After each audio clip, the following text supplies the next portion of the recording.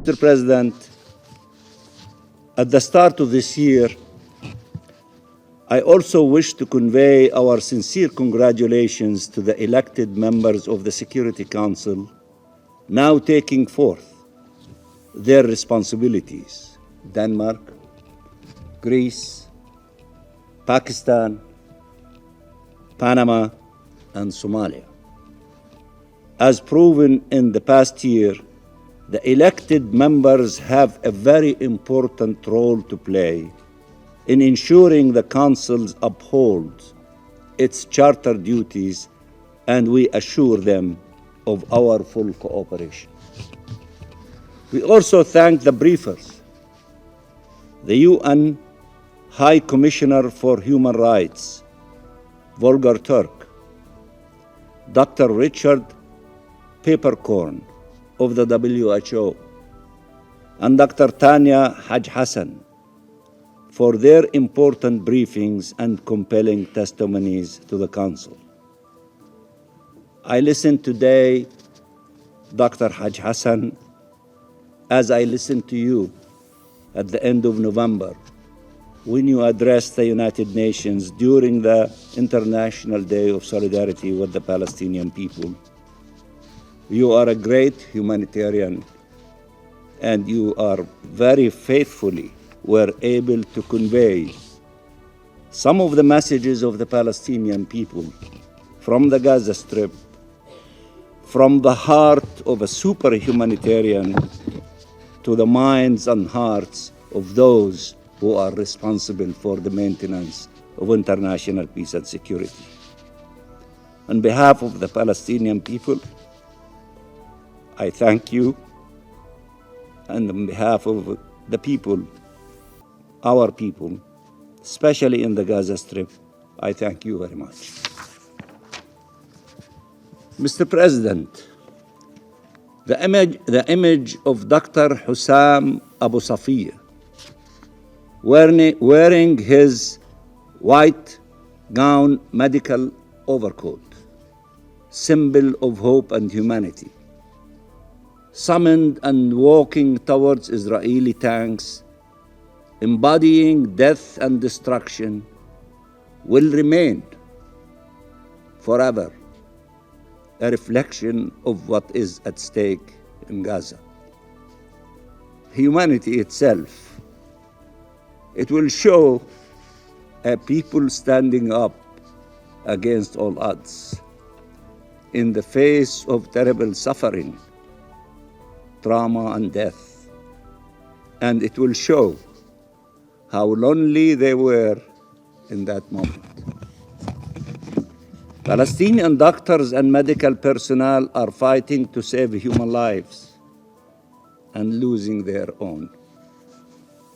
They are fighting a battle they cannot win, and yet they are unwilling to surrender and to betray the oath they took. They are trying to save lives while hospitals are under attack, while medical personnel are, together with their patients and people seeking shelter, besieged and killed, while buildings and works, even for mothers and newborn babies, are being destroyed, while access to medicine is being denied, while electricity is cut, while starvation is imposed, and while they know that the people they are trying to heal will most probably die, and that they, the doctors, will be held responsible by Israel for the ultimate crime of trying to preserve life in Gaza, and will be detained, tortured, and even killed. And yet, they continue trying.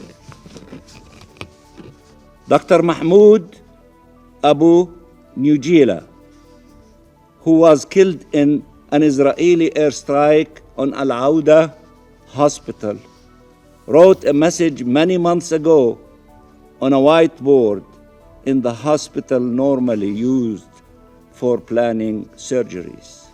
And I quote him: Whoever stays until the end will tell the story.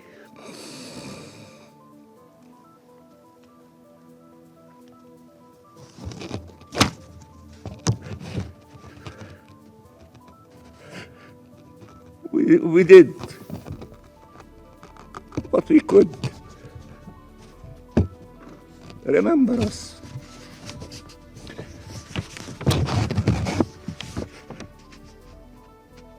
Remember us. We owe them more than remembrance. Nothing can explain that for 15 months Palestinians in Gaza have endured hell and been abandoned to this fate. Nothing justifies that the doctors who were trying to save lives of victims have become themselves the victims, and that the international community was not able to match even part of their courage and of their dedication to humanity.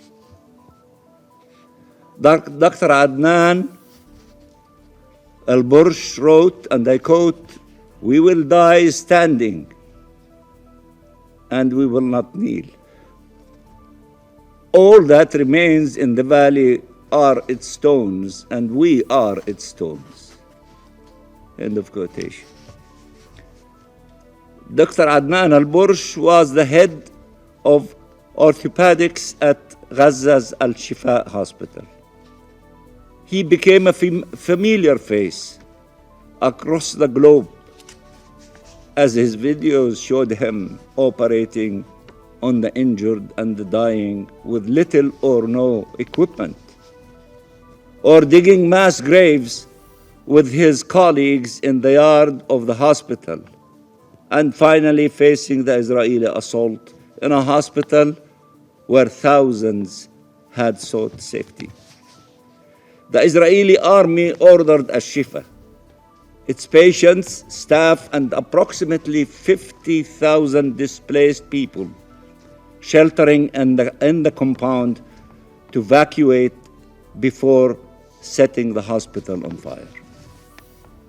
Instead of fleeing, Dr. Al-Bursh made his way to the Indonesian hospital in northern Gaza, where he worked until that too came under fire in November. But refusing to renege on his oath, he moved to Al-Auda hospital, where he was eventually arrested by the Israeli occupation forces. 4 months later, over-prison guards dragged Al-Bursh and dumped him in the prison yard, naked from the waist down, bleeding and unable to stand, according to a deposition collected by Israeli human rights organizations. He died shortly thereafter. The death of Dr. Al-Bursh while in Israeli custody is not a solitary case. Other doctors and many other detainees died while in custody after having suffered from abuse, torture, and rape. Mr. President, this is not a war, and Dr. Tonya has indicated. This is an assault against Palestinian existence. Its target is therefore life itself in Gaza, and all those who are trying to sustain it, all those trying to ensure survival in the midst of this genocide. And according to this criminal intent, it is therefore logical that medical personnel, doctors, nurses, paramedics are among its primary victims. This is immoral. I repeat, this is immoral, unbearable, and must be stopped. The entirety of international humanitarian law rests on a fundamental rule. affording protection to those not taking part or no longer taking part in hostilities. First and foremost, civilians, the sick and the wounded and those detained. Instead of upholding the cardinal principle of distinction, Israel systematically resorts to indiscriminate attacks when it does not deliberately target those afforded protection under international law. Time after time, the same acts, the same patterns, the same criminal and inhumane conduct. Assaults against hospitals leading to the death and detention of civilians, including babies and children who are already experiencing hell on earth. No one should grow accustomed to these horrors. Israel wants to normalize genocide. The report of OHCHR clearly indicates that, and I quote, the attacks on hospitals often followed a similar pattern involving missile strikes on hospital buildings, the destruction of hospital facilities, shooting of civilians, sieges, as well as temporarily taking over hospital buildings. End of quotation. And this is without addressing, again, and I quote, the many cases of arbitrary detention, enforced disappearance, and ill treatment of medical personnel and other Palestinians, including internally displaced persons, IDPs, taken into custody from inside hospitals, which has been reported on elsewhere. End of quotation. This is a barbaric, and it should lead not only to repeated expression of outrage, but rather to resolute action for accountability to prevent the reoccurrence of such horrors. As warned by UN experts, and I quote, under occupation, intentional assaults on healthcare facilities have the potential to expose individuals to cruel, inhumane, and degrading treatment, and many constitute a war crime. In Gaza, this is clearly part of a well-established pattern of genocide for which Israel leaders will have to be held accountable. End of quotation. There is no justification for the commission of war crimes. There is no justification for the commission of crimes against humanity. There is no justification for the commission of the crime of genocide. No justification whatsoever.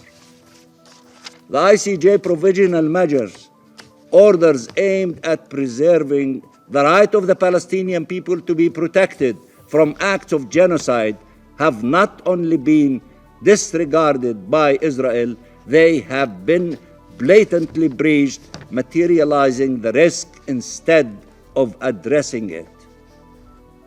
Mr. President, Israeli action can only be understood in the context of the real goals of this war. Remember, we talked about the report of the generals, which we don't talk about it anymore.